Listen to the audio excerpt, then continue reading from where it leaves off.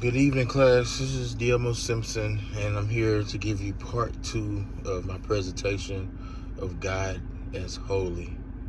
But before I get into that, first and foremost, I want to apologize for my late, very, very late submission of this part 2.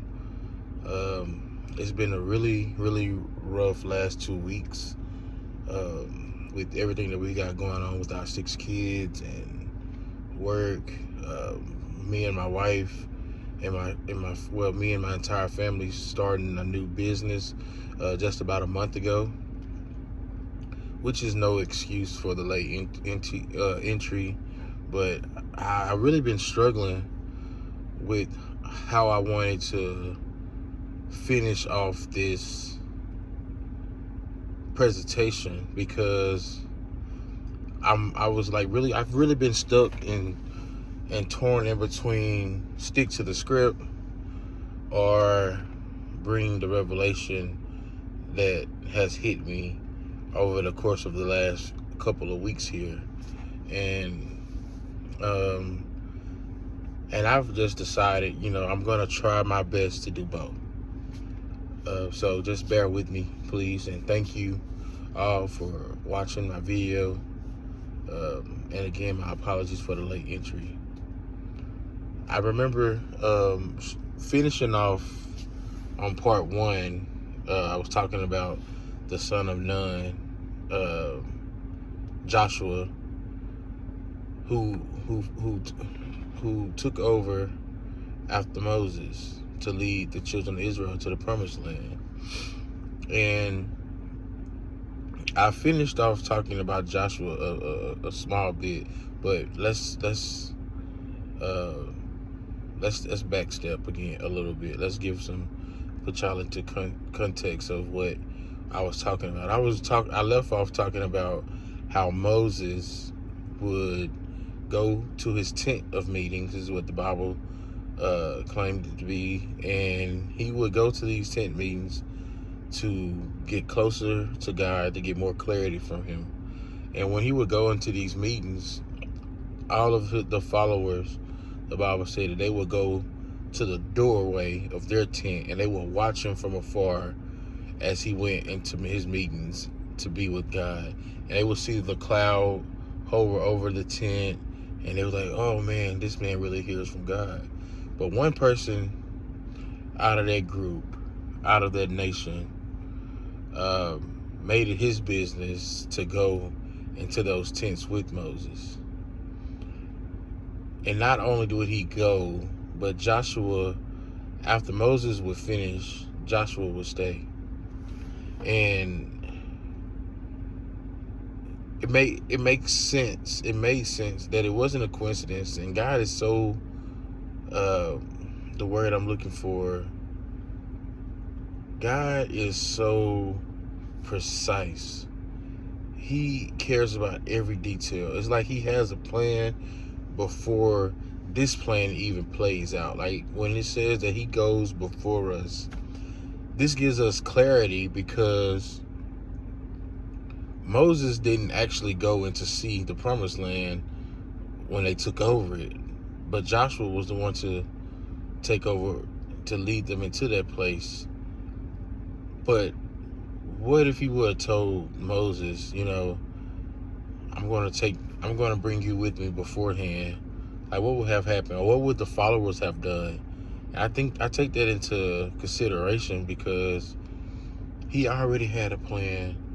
He was already steps ahead, and he's still that way to this day. And this is kind of how I want to try to navigate into what I've been dealing with and what he's been showing me, how I want to try to tie this together, kind of to go off script a little bit. Man, a few years ago, I'm going to say 2019 or maybe 18, the Lord placed on my wife's heart that we would be called to come to Tulsa, Oklahoma from Shreveport, Louisiana. Y'all, I fought against that for a long time. all the way up until 2022 to be exact. At the end, so November 2022, I come to Tulsa, Oklahoma for a men's prayer meeting that was almost a week long. And I drive around Tulsa. I'm like, it seems nice. But I tell God, you know what? I surrender. If you want us in Tulsa, make a way, open doors. February comes around, and the job that I'm working in Shreveport, they tell us that they're going to sell the company. And keep in mind, I left law enforcement initially to go work for this company.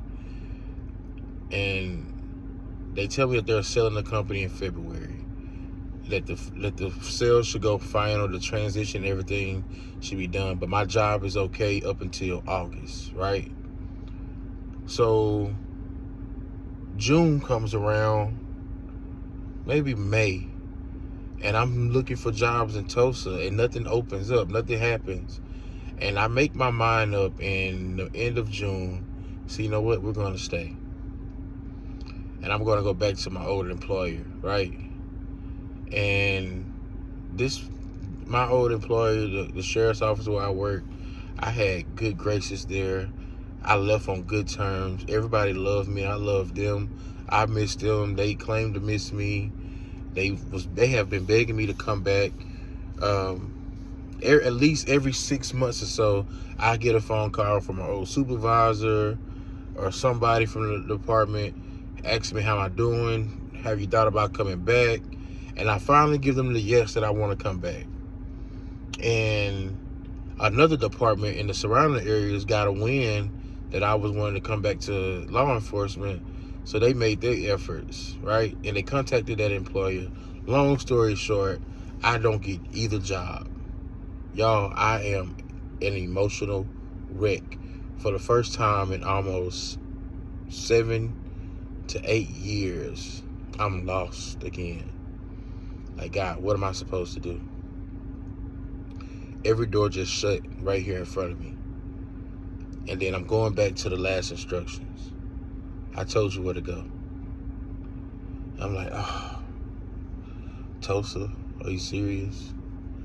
But no door has opened there, God. Like, what am I supposed to do? Just go out there and just look around, look crazy? I got a family to feed. I got a family to put a roof over their heads. And me and my wife, we come to Tulsa October 2023 to this event that was called V3 at Transformation Church. And the song that the worship team is singing is called Dominion. I got dominion. I got dominion. And that word just keep playing over and over and over. And I'm like, what? And he's talking about taking up your space, taking over your territory, and going back to this. I'm going to tie this in together, like how God is just, His holiness just means so much. Me and my wife, we drive back to Shreveport that night, and the peace comes over us to say, you know what, we're going to move.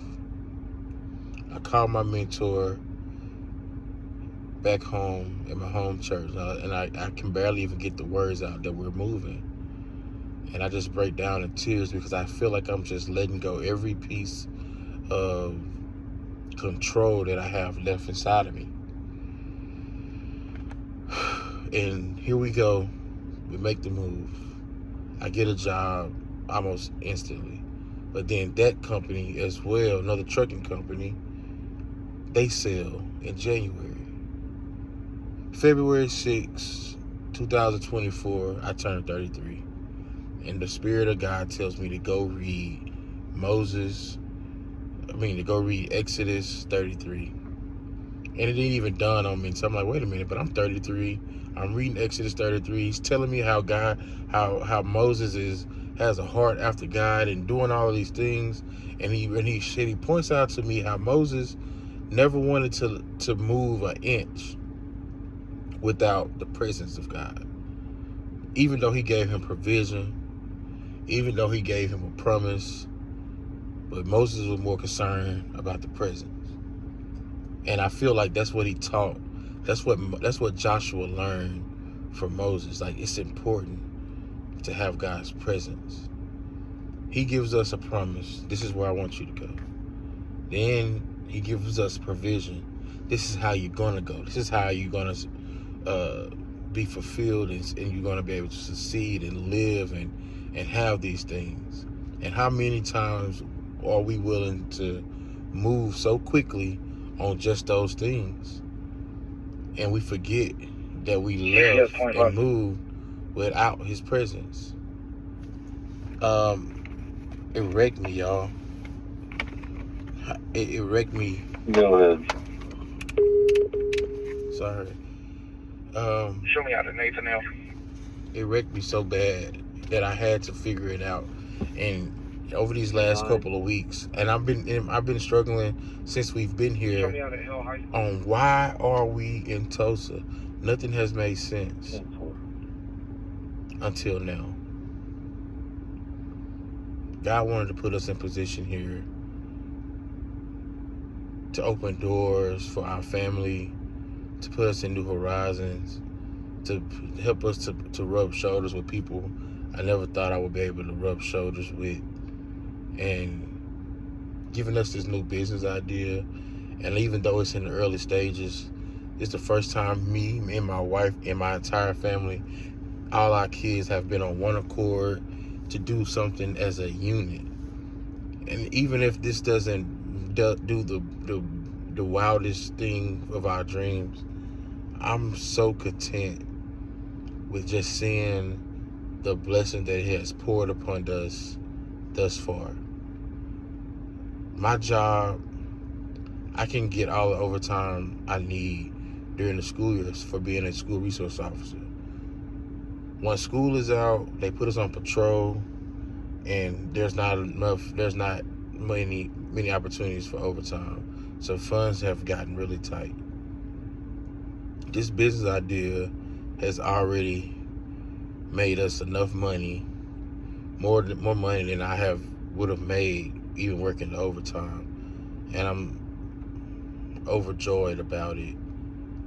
And I just want to do right about it. But then it's just showing me, like, God has already gone before us.